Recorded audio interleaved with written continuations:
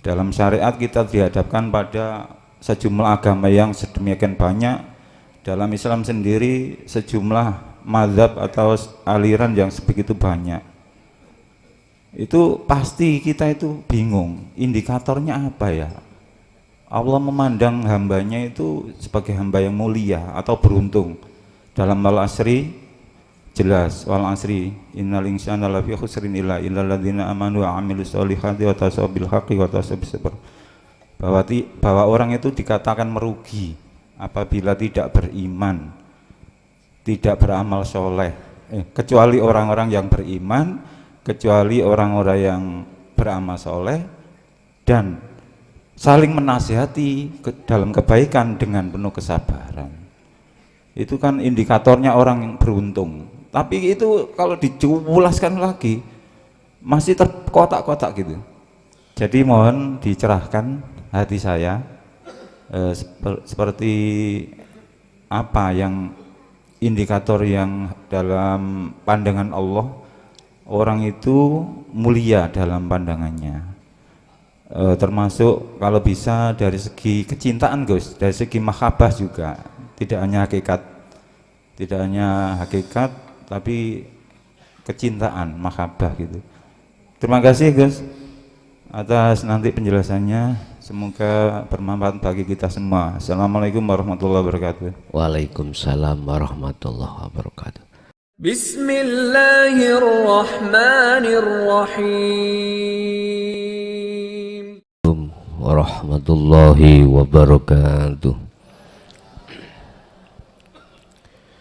Ila hadratin Nabil Mustafa Rasulillahi sallallahu alaihi wasallam wa ala alihi wa azwajihi wa dzurriyyatihi wa qurrabatihi wa ali baitihi wa ashabil kiram wa ila jami'il anbiya wal mursalin wal awliya wa syuhada wa salihin wa tabi'ina ila yaumiddin, khususan jami'i masayikhi ila muntahum wa sayyibnu adailah wa buruhi wa usulihi wa masayikhi wa ali baitihi wa ashabil kiram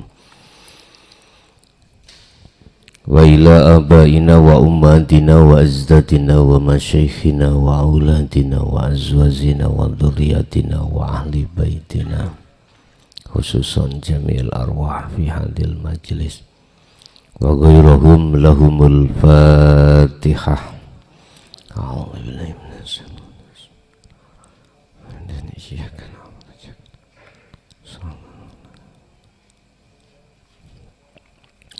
Bismillahirrahmanirrahim. Alhamdulillahi rabbil alamin wa bihi nasta'inu ala umuri dunya waddin.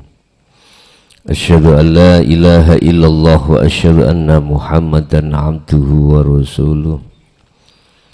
Allahumma salli wa sallim wa barik alaihi wa ala alihi wa ashabihi ajma'in, amma ba'd.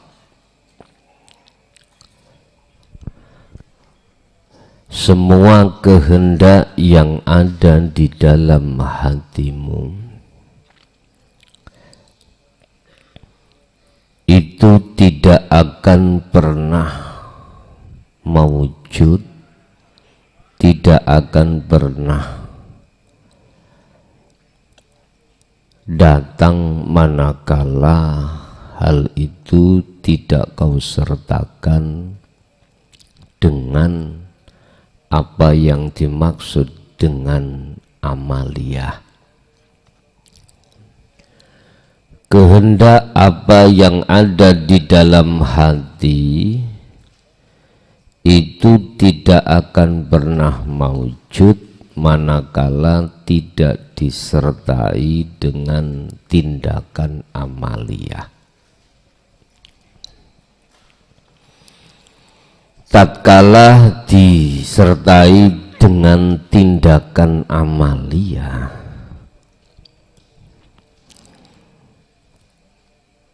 dan kehendak itu kau tetapkan kehendakmu, maka itu akan menjadi istidraj, tidak akan menjadi hidayah.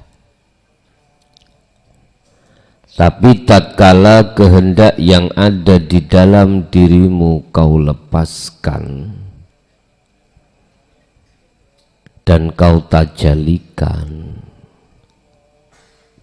dan disertai dengan amaliyah, dan amaliyah pun juga kau lepaskan, maka itu akan menjadi hidayah. Dan hidayah itulah yang nantinya akan membimbingmu sampai bertemu Allah.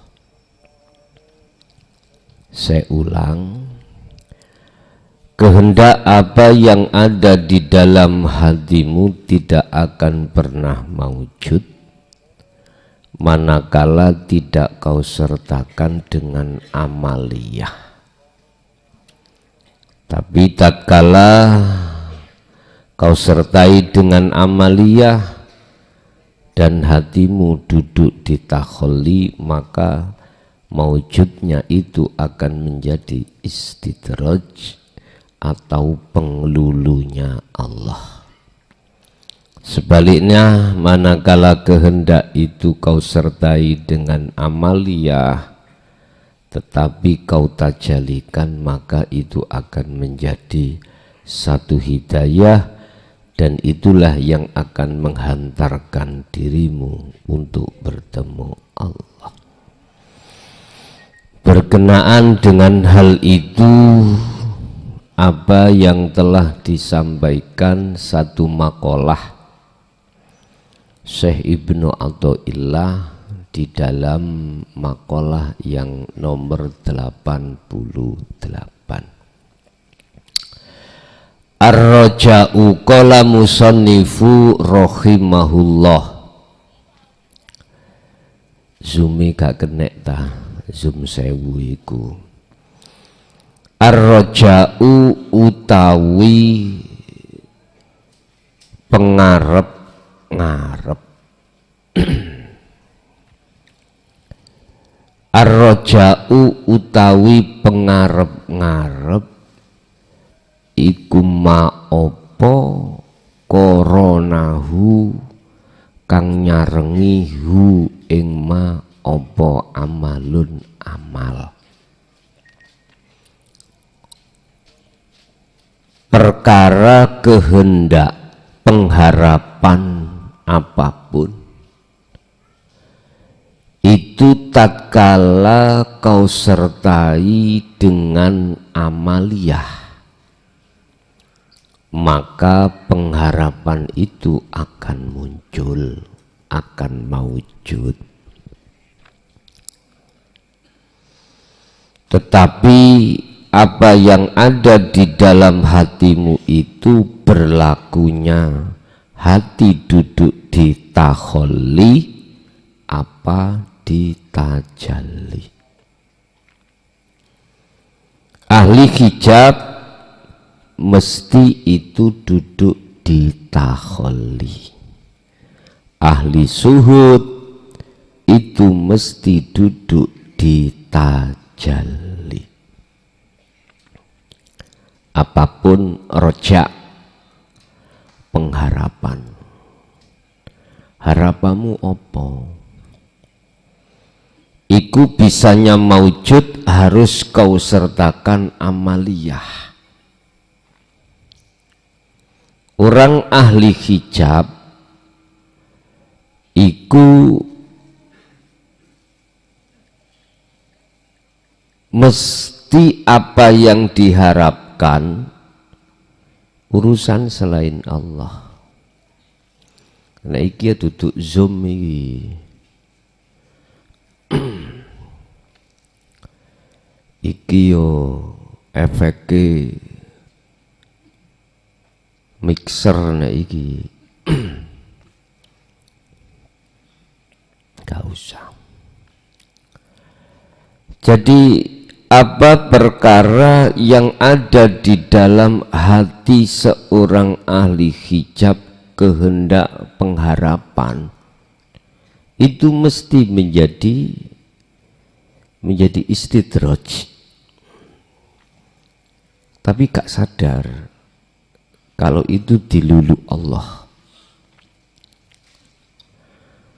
Pengharapan disertai dengan amaliyah, iki maksudnya adalah apapun bentuk syarat rukunnya roja itu kau datangkan. Contoh, kui pingin mangan sebab kau lapar.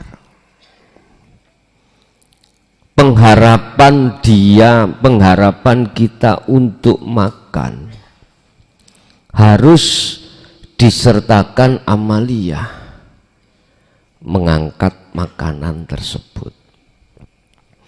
Ahli hijab nggak ada di dalam hatinya itu untuk bertemu Allah, di situ nggak ada.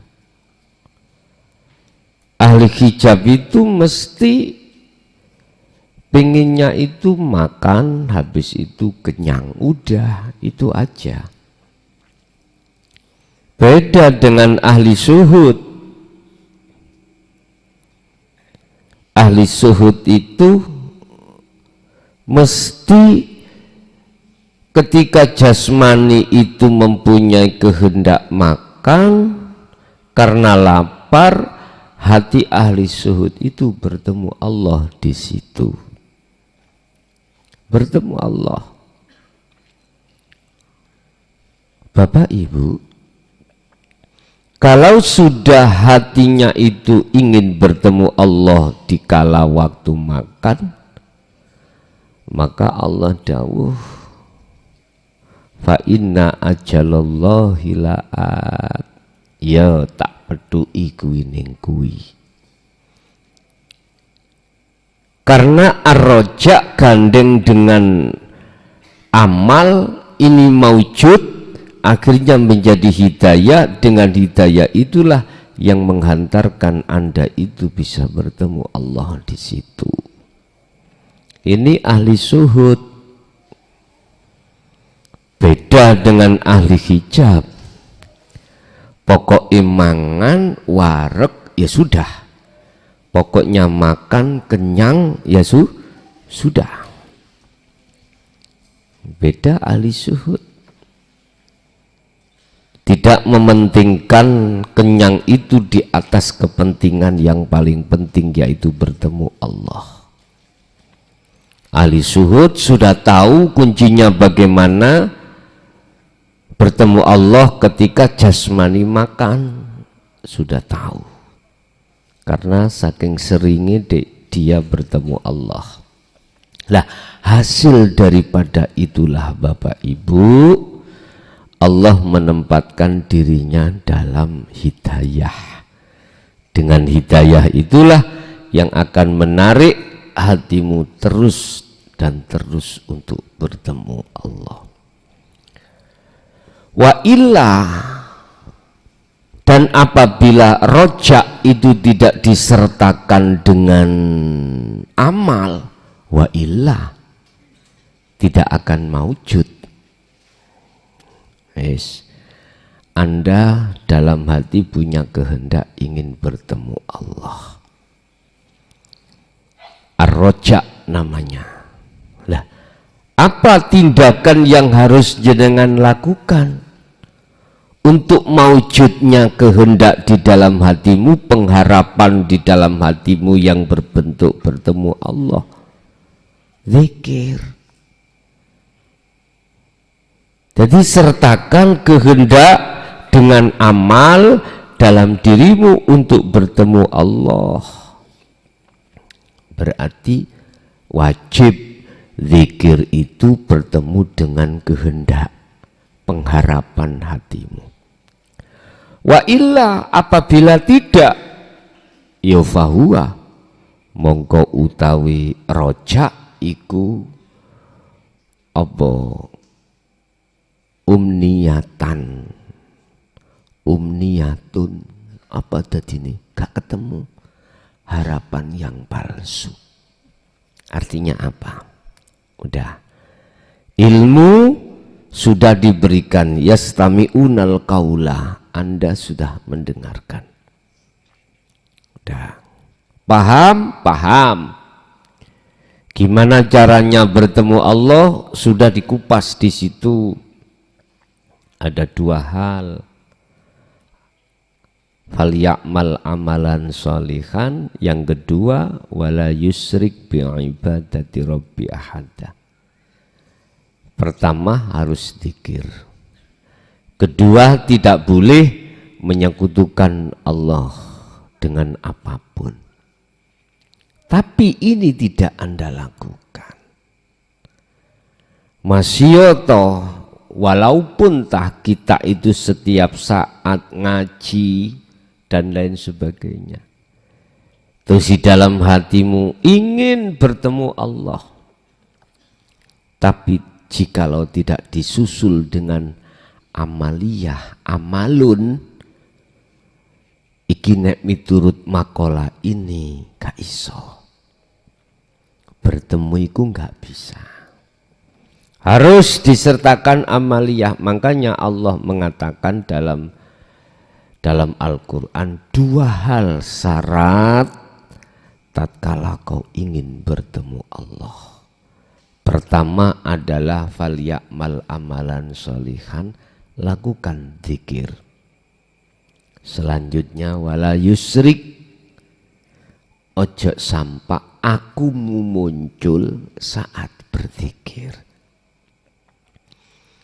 Jangan sampai aku muncul saat kau melakukan apapun.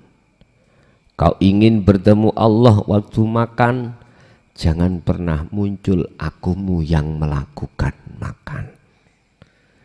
Kalau dalam dirimu muncul keakunya kau yang bisa makan, maka disinilah kita masih terjerat dengan syirik khafi. Dan ini tidak akan pernah bisa menghantarkan dirimu sampai pada Allah. Masih ada halangan. Masih terhalang rojakmu, dirimu itu untuk bertemu Allah terhalang. Makanya wala yusyrik bi'ibadati rabbihi ahada. Jangan sekali-kali kau memunculkan keakuanmu atau keakuan makhluk yang berperan. Jangan. Kalau ini masih muncul, maka jangan harap baik di dalam khalwat secara umum, lebih-lebih secara khusus tak akan sampai pada Allah.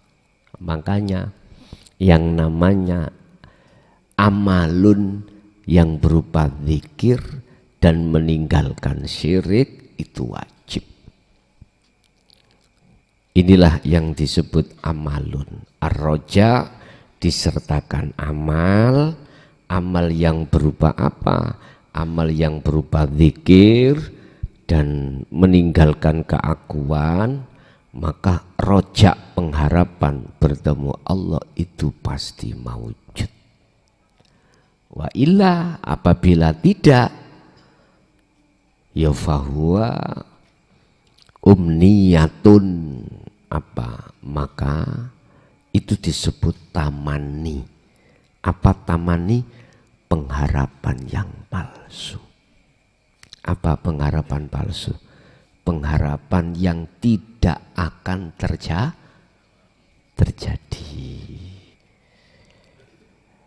Ini enggak bertemu Allah aja. Apapun pengharapanmu, kau punya masalah. Apapun masalahmu, kau ingin apa? Di dalam hatimu ada pengharapan masalah itu selesai. Terus bisanya maujud, ya amalun. Kau harus ada tindakan. Apa tindakan itu? Macam-macam. Kalau jenengan makan, kalau jenengan lapar, berarti tindakannya harus mengambil makanan terus dimakan. Yes, tergantung masalahmu itu apa. Oh, masalah saya ngelak dahaga, berarti harus mengambil air itu. Tetapi menurut kaidah ahli suhud, baik rojak mau rojak atau pengharapan atau amaliyah yang terjadi pada dirimu harus kau tajalikan. Itulah yang akan disebut sebagai etika akhlak ilahiyah. Harus seperti itu. Beda dengan ahli hijab dulu kita. Apa? Justru gua naik efekmu itu tambah bengung. Apa? Berarti apa iku mangrek? Oh, pengharapan. Ahli hijab beda. Ahli hijab justru apa yang dia lakukan tetap hasilnya itu adalah bukan hidayah tapi istidrat penglulu. Kepingin harapannya sugih. Ini nyambut gawe. Nyambut gawe. Kerja. Terserah kerjamu. Kalau kerjanya ngingu tuyul ya harus ngolek tuyul. Tuyul itu anak jin. Anak jin tuyul itu. Lah upayamu gimana? Pekerjaanmu golek tuyul iku macem-macem gitu. Harus ada tindakan kono. Tujuannya tuyul kon golek duit kono. Terserah aku nyambut gawe niku nyambut gawe apa? Ngerugekno wong, merugikan orang lain atau tidak, terserah Anda. Is kerja yang halal menurut bahasa syariat, walaupun kau itu di mana-mana apapun poksimu, Allah meletakkan keahlianmu di mana. Yes, itu yang harus kau lakukan. Aku yakin kau istiqomah, qanaah, nerimo opo yang ada di situ Allah menempatkan, justru itulah yang akan menjadi barokah manakala betul-betul bersumber dari hati qalbin zahidin, hati yang condong karena Allah. Gampang. Bapak Ibu hadirin jamaah rahimakumullah, untuk malam hari ini kita akan membahas terkait pengharapan yang mesti maujud. Entah pengharapan itu yang timbul dari qalbin rohibin, hati ahli hijab, ataukah ahli suhud. Apakah pengharapan ini ada kaitannya dengan dunia atau kaitannya dengan akhirat? Man aradad dunya fa'alaihi biilmin wa man aradal akhirata fa'alaihi biilmin. Kedua-duanya itu mesti tidak lepas dari ilmu. Yes. Tergantung dalam hati sampean itu ada pengharapan apa. Apakah pengharapan yang ada kaitannya dengan dunia atau akhirat? Cuman saya hanya berpesan, wahai ahli suhud, kau di dunia iku ya butuh makan, butuh minum, ya kuwi berkewajiban ngingoni keluarga. Lah ngoten nggih. Wis ahli suhud. Apapun rojak yang ada di hatimu, pengharapan yang ada kaitannya dengan urusan dunia, ingat, jangan kau lepaskan pengharapanmu yang ada kaitannya dengan akhirat. Ingat, Allah itu di mana-mana. Allah itu lebih dekat daripada urat nadimu. Bahkan Allah berpesan terhadap Muhammad, idza sa'alaka ibadi Muhammad, kalau hambaku tanya tentang aku, katakan kalau aku iki dekat. Artinya apa, Pak? Silahkan jenengan itu ada harapan yang ada kaitannya dengan jasmani keluarga. Tapi di situ ada Allah. Utamakan pengharapanmu akhirat bertemu Allah di situ. Sebab mohon maaf, andai kata Anda itu hanya mengutamakan, mewujudkan kehendak rojak urusan dunia saja, maka akhirat nggak akan pernah kau dapatkan. Anda tidak akan pernah bisa bertemu Allah dikala kau mendapatkan wujudi rojak, wujudi pengharapan tadi, apapun bentuknya. Tetapi jikalau di situ kau utamakan kehendak yang ada kaitannya dengan akhirat, Anda pasti akan mendapatkan keduanya. Akhirate melaku, dunyone katut. Dunyone katut. Yang terpenting di situ koronahu amalun. Kau sertakan amaliyahnya. Amaliyahnya tentang akhirat bertemu Allah, kuncinya sudah kau pegang. Oke, berarti sirul asr jalan. Nah, terus dunianya Anda itu tadi mergawe atau nyambut gawe atau apapun bentuk amalmu. Pengharapan rojakmu itu disertakan dengan amalmu itu beserta bareng, maka di situ juga kau akan mendapatkan dunianya. Tapi kalau yang kau pentingkan dunianya saja, tak jamin akhirati nggak akan pernah dapat. Tapi jikalau yang kau utamakan akhiratnya, bertemunya dirimu pada Allah, maka bertemunya rojak dunia itu akan maujud. Berarti dunya akhirate oleh. Inilah yang ku maksud, walaupun jasmanimu ada di dunia, ruhmu sudah di akhirat. Mengapa kau sudah di akhirat? Karena barzahmu itu sudah roboh.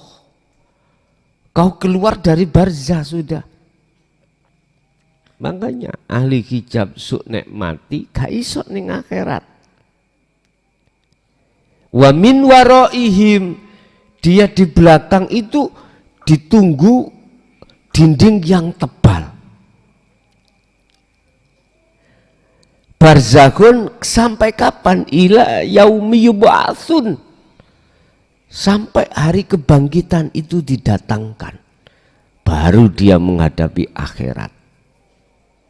Bahasa syariate, bahasa hakikate, barzahmu, tutupmu, dindingmu itu, yuk keakuanmu itu, keakuan makhluk dalam dirimu. Kalau ini sudah kau robohkan, maka kau mesti akan ucul nangane akhirat. Roh iki gak iso ditahan, Pak. Roh iki gak iso gak bisa dikendalikan, gak bisa dicancang kalau barzahnya sudah roboh. Lah sing membikin cancangan iku sudah putus, otomatis kabur roh iki. Kabur kemana? Ya ketemu Allah. Ya akhirat itu. Saya mengerti manuk ambek kurungan. Semrap. Jangan salah persepsi ya. Manuk, burung-burung ya. Burung itu akan lepas dari sangkar kalau sangkarnya rusak. Sangkarnya rusak. Kau nggak percaya, ada burung di situ. Rusakan kurungan nih. Aku yakin keluar dia. Wis gak bisa dibendung. Nggak bisa bendung, pasti akan dia keluar. Sama ruh yang ngono. Ruh iki jasmani sampean iki ngomong syariat. Jasmani sampean iki rusak. Rusak karena sakit atau rusak atau gimana? Roh iku ucul. Sama. Sekarang bukan jasmani secara syariat. Ya. Yang disebut barzah secara hakikat. Apa penghalang dirimu keakuanmu sendiri? Coba keakuanmu sendiri rusakan. Rusakan. Roh iki ucul menemui Allah. Inilah yang dimaksud satu ayat, kul ja'al haqqu wa zahaqal batil innal batila kana zahuqa. Tatkala kebenaran itu datang maka hancurlah kebatilan. Berarti kurungane manuk itu adalah kebatilan, ya. Itu sesuatu yang mengurung Anda kebatilan, termasuk barzah iki mengurung Anda kebatilan. Ini kalau rusak maka mohon maaf Anda akan menemui satu kebenaran. Mula sangka iku Anda kalau tanya, saya itu kholwat dzikir kok gak usul-usul. Nah, kuncinya cuma satu, bondelane cuman keakuanmu belum rusak. Keakuanmu belum fana, belum hilang. Itu persoalannya. Kebanyakan di situ. Lah, untuk melepas keakuanmu dalam segala hal bentuk apapun itu lebih berat dan tidak akan pernah bisa manakala jatuh pada ahli hijab. Nggak iso. Imannya mesti aku. Imannya mesti terhadap selain Allah. Tapi kalau ini jatuh pada orang-orang ahli zuhud, sangat mudah sekali. Seperti laksana orang menarik rambut sangka dini tepung. Menarik rambut dari tepung. Gampang. Artinya Anda kalau merasa sulit untuk usul pada Allah, lepasen rasa iman keakuanmu yang berkholwat, yang berzikir. Baru makanya saya katakan iku lho sak kedepe moto, sak kedepe mripat iku lho iso usul. Iku mau itu tadi, kalau kita itu sudah rusak, sudah lepas keakuan diri kita, baru nyata. Bapak Ibu hadirin yang jelas, kehendak dalam hatimu untuk bertemu Allah harus kau sertakan amaliyah, yaitu tindakan berzikir. Intinya zikir adalah melepaskan keakuan diri. Baru di situ sak kedep, sak detik pun langsung jenengan dikatakan amal arif la yarawna li anfusihim sayan. Yaiku yang disebut ning Quran golongan ala inna auliya Allah la khaufun alaihim walahum yahzanun. Ngantuk ya. Ya awan mang boten saged tilem. Dikudu arek cilik-cilik ditumpaki dia anis. Ngiling-ngiling mangan prei, Pak. Awan gak kerja kan wis mungkin jarine sinduk doleh mumpung abi gak kerja. Tumpaki ya. Bon, kesimpulan dalam materi ini adalah kehendak dirimu untuk bertemu Allah yang duduk di segala hal macam-macam kehendak jasmani terhadap urusan dunia itu akan keduanya maujud manakala kau sertakan amaliyahnya. Amaliyahnya berarti berzikir dengan berzikir itulah akan menafikan, merusak keakuan dirimu. Oke, kita masuk pada sesi tanya jawab atau dialog. Monggo yang pingin takok kami persilakan.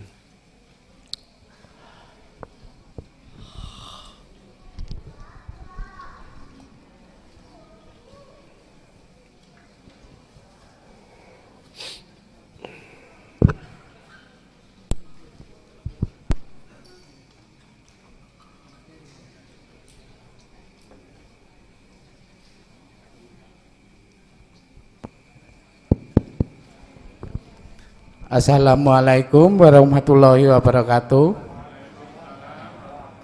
Kula badhe tanglet Gus. Kula dateng ngelo niku nate Jawa dateng masjid dipun temui kalian Mbak Idris. Kalian Mbak Idris kula dipun paringi toya. Mbah Iblis. Idris. Mbak Idris. Sesepuh ngelo. Nggih. Kula diparingi toya.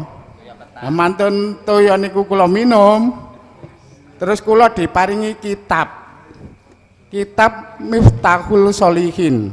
Kitabe ireng tapi tulisane abang mencorong kados emas. Niku maknane napa? Sampun matur suwun. Assalamualaikum warahmatullahi wabarakatuh. Waalaikumsalam warahmatullahi wabarakatuh. Nggih. Kitab adalah simbol sebagai pedoman. Melihat dari judul kitabnya itu jelas iki pedoman untuk menjadikan hati yang soleh.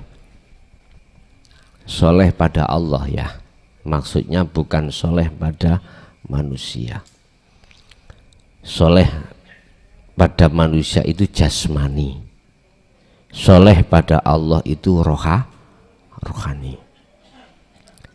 Kitab di situ menunjukkan satu simbol adalah pedoman. Apa pedoman kita untuk bisa pada Allah? Harus ada pedoman. Dengan pedoman itu dijadikan sebagai dalil, sebagai dasar Anda untuk bisa sampai pada Allah. Air adalah sebuah ilmu. Sik kula takok sing sampean unjuk wau air jernih apa budak? Jernih nggih. Jernih, air putih. Masalahnya jeneng air kadang-kadang ana sing budak, ana sing jernih. Kalau itu isinya adalah air yang jernih, berarti itu ilmu yang ada kaitannya dengan dinut tauhid. Itu juga ada kaitannya dengan kitab. Ilmu dengan kitab itu ada kaitannya. Kalau kitab itu sebatas tulisan, dijadikan sebagai pedoman, buah daripada tulisan itu adalah ilmu. Ini tidak akan bermanfaat bagi jenengan manakala ilmu itu tidak Anda amalkan.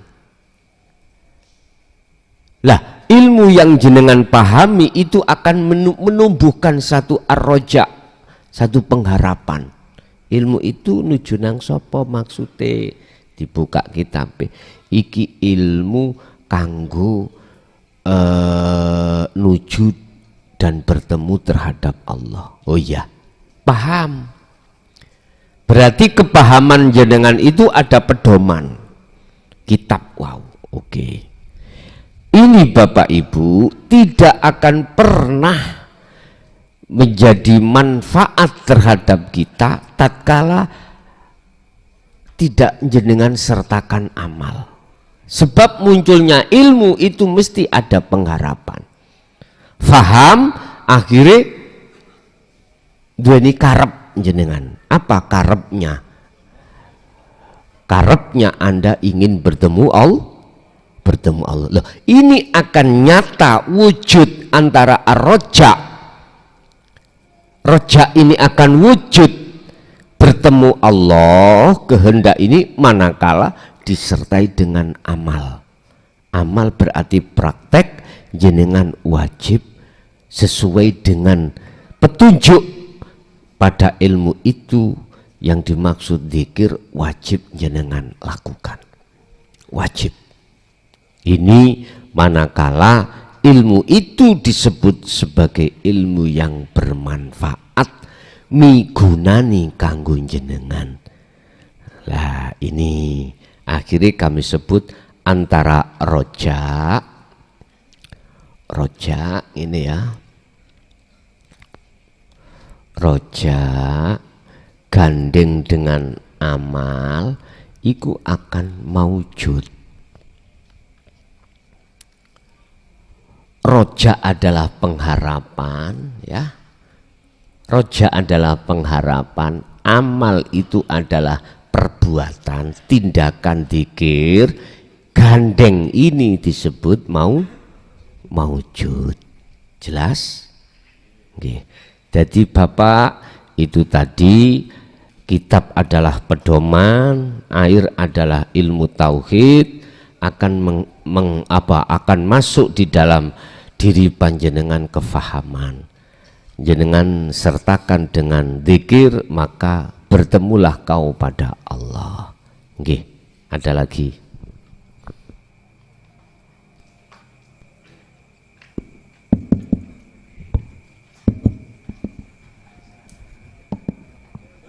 Assalamualaikum warahmatullahi wabarakatuh. Matur suwun sangat Gus, saya dikasih kesempatan untuk bertanya. Saya ingin tanya tentang indikator orang hidup, Gus. Indikator itu suatu alat ukur lah. Berkenaan materi yang disampaikan tadi tentang istidrot, ulu-ulu, diulu-ulu.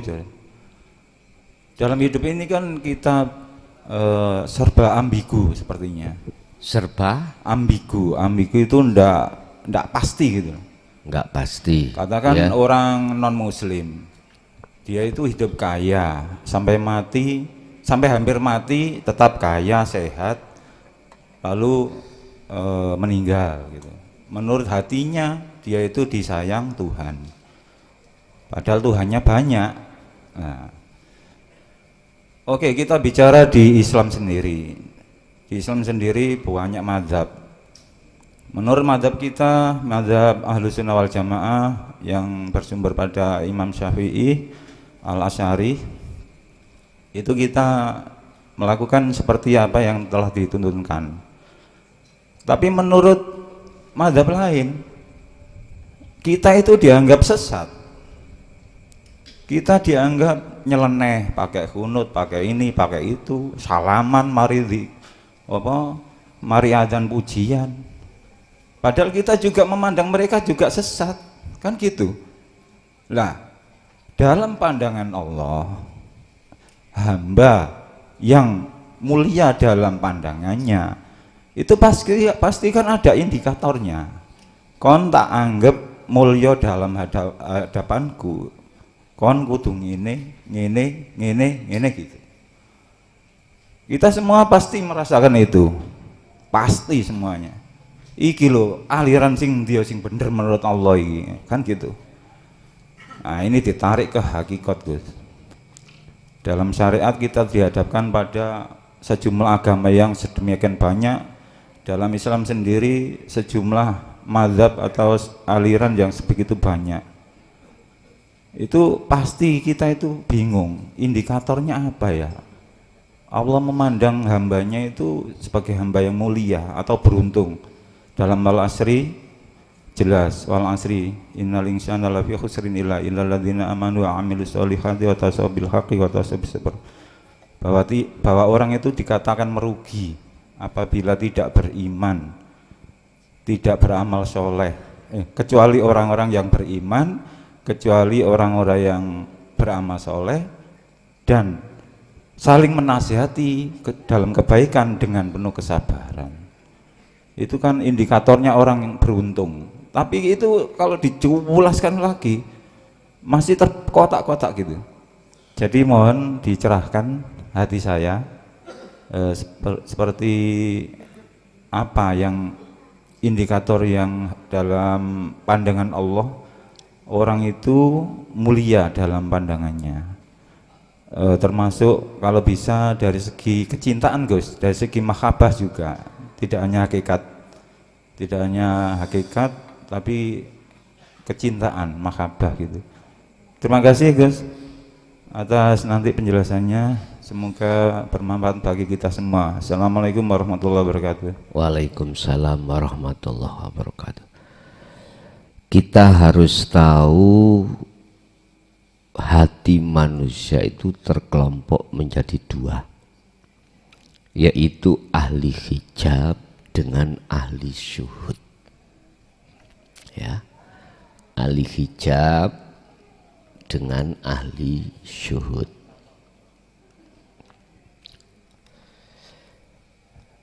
Selama kita masih di kelompok ahli hijab, mesti ini bercerai-berai, beragam-ragam bentuk. Kita gak usah keluar dari agama Islam, bicara agama Islam sendiri. Mengapa ada mazhab ini, mazhab itu, mazhab ini, dan lain sebagainya? Karena mereka masih melihat makhluk. Keakuan kita sebagai makhluk itu masih dominan. Padahal sudah dijelaskan dengan sejelas-jelasnya, baik secara Al-Quran maupun Al-Hadis As-Sunnah. Allahu khalaqakum wa ma ta'malun. Kita sadar makhluk iki yang menciptakan adalah Tuhan. Oke, sadar. Tapi banyak yang tidak sadar. Wa ma ta'malun, apa yang muncul dari diri kita itu dari Allah. Enggak sadar. Mengapa enggak sadar? Apa biang keroknya? Nafsu yang ada dalam hati kita membisikkan pada diri kita supaya iman kita itu jatuh pada makhluk. Jatuh pada makhluk keakuan kita yang melakukan. Akhirnya disitulah jangan heran bermunculan bendera-bendera itu sesuai dengan imamnya masing-masing. Sampai dikatakan, jikalau kau ikut bendera aku, gak boleh kau bendera yang lain. Jikalau kau ikut bendera yang lain, benderaku turunkan. Atau bahasa sederhana, tidak ada matahari dua. Iku sukses mereka itu mengikrut Anda, menjerat Anda sukses. Sehingga dikatakan, kau manakala tidak mengikuti mazhabku, sesat kau. Yang sana juga begitu. Akhirnya apa bedanya dengan partai? Ake-akean bolong. Saya ingatkan atau saya katakan, selama kita masih ada di ahli hijab, selama itu kita saling menyesatkan. Selama itu masih kita itu membenarkan diri sendiri, sementara orang lain yang tidak ikut kita dikatakan salah. Bahasanya dengan wau, sesat. Bapak Ibu hadirin, saya katakan selama kita di ahli hijab, apapun status kita, apakah yang jadi imam, apakah yang jadi makmum, mohon maaf, pasti selang pendapat, pasti akan mengatakan kita yang benar, orang lain yang salah. Lah ini manakala dibiarkan, maka jangan heran kalau akan terjadi khilaf. Ini akan terjadi tidak hanya secara akwal, ucapan, debat, enggak, akan terjadi termasuk khilaf horizontal secara fisik, berarti peperangan. Beda ideologi itu aja. Sampai kapanpun Pak, sampai kapanpun. Tadi saya katakan apa yang menjadikan biang kerok akhirnya menjadi khilaf. Itu tadi, dalam diri kita terkuasai oleh nafsu, yang nafsu itu inna nafsa la amaratum bisu, mengajak untuk berbuat jelek, artinya membenarkan diri sendiri, menyalahkan orang lain. Karena beda madhab.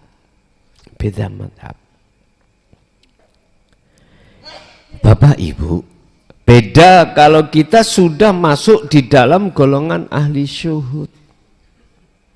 Tidak akan ada perpecahan di situ.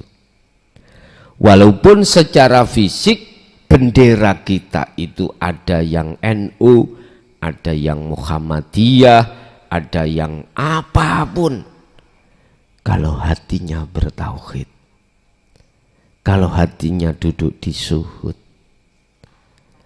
ketika kita tidak suka kunut, kita melihat orang berkunut, pasti tidak akan melihat orangnya.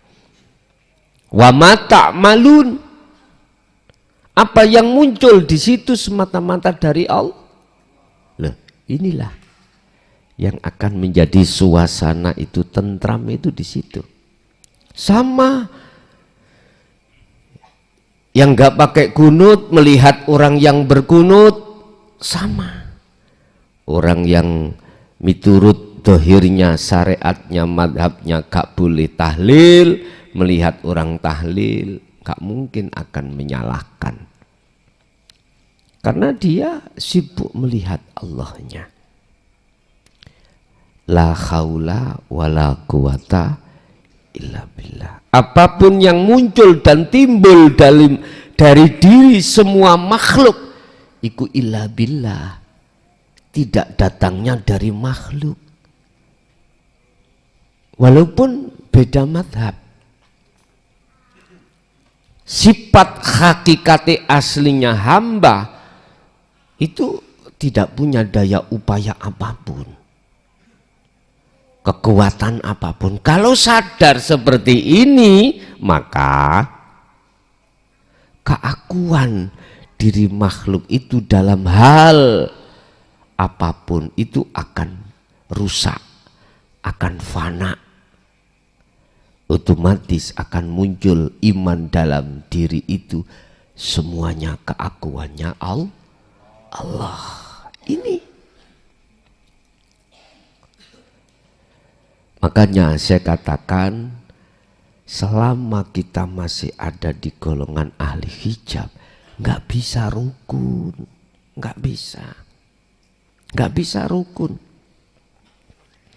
Tapi kalau sudah disuhud, barulah tidak ada khilaf, semuanya itu datangnya dari Allah. Kalau betul-betul orang ini tidak hanya memahami saja, akan tetapi amal juga. Hati kefahaman yang mendasari atas rojak pengharapan bertemu Allah, disertai dengan amal, amaliyah, maka bertemulah Allah. Kalau sudah di wilayah itu, maka tidak akan pernah menyalahkan madhab orang lain, walaupun secara dohir tidak sama dengan madhab kita. Karena sibuk hati jenengan iki nyawang Gusti Allah. Jadi sama dengan mahabbah ya juga gitu. Rasa cinta kita terhadap apapun, kalau itu jenengan dasari cinta yang sejati hanya pada Allah, nggak ada khilaf, nggak ada khilaf. Pertanyaannya, kapan ini terjadi? Jawabannya, ya di saat seseorang itu sudah menerima dan mengamalkan apa ajaran dinut tauhid, baru di sini akan terjadi. Kalau kita ngomong kapan umat seluruh dunia itu akan terjadi seperti itu, mohon maaf ya, semuanya begitu. Sing ngebain rokok sopo? Nggak mungkin lah Pak. Makanya Gusti Allah memetak-metak itu. Mengapa harus memetak? Katanya Allah itu gak pilih kasih, Ar-Rahman Ar-Rahim. Memang betul. Memang betul. Kalau ditanya mengapa, sebab ada asbabun nuzulnya.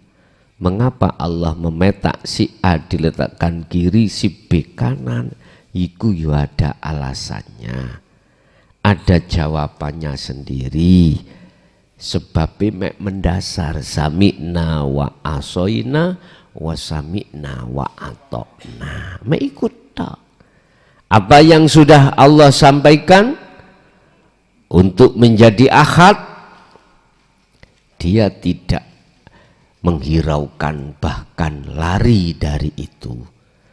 Larinya sambil ngece, larinya sambil menghina, mengejek. Lah ini persoalannya kan ada di situ. Itulah mengapa dia dimasukkan golongan kiri, dan mengapa mereka yang satu dimasukkan golongan kanan, karena sami'na wa atokna. Justru satu sisi si A diletakkan kiri, si B diletakkan kanan, itu menunjukkan sifat adili Gusti Allah. Jadi itu tadi Pak ya, yang menjadi indikator kita itu mengapa diletakkan, akhirnya menjadi diletakkan ahli hijab, sehingga menjadikan perpecahan ada di situ. Karena kita sami'na wa asoina, kita mendengarkan tapi malah lari sambil ngece. Lah itu lah, saya rasakan selama 23 tahun Bapak Ibu, apa yang kami sampaikan tentang dinut tauhid. Umpama saya sensus loh ya, sensus, itu lebih banyak mereka mengatakan sami'na wa asoina. Iya.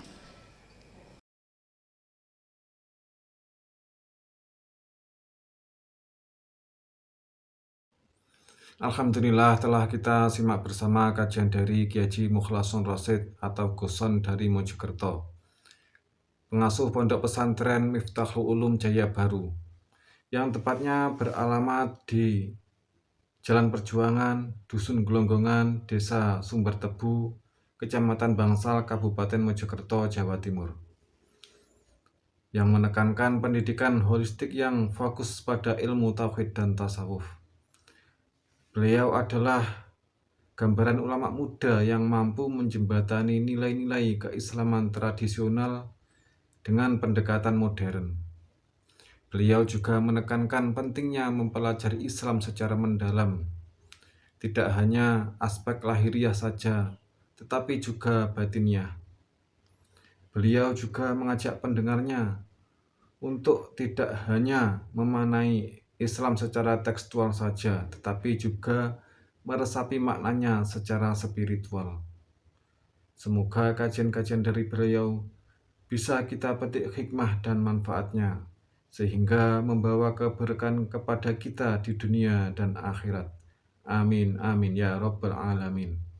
Akhirul kalam, wassalamualaikum warahmatullahi wabarakatuh.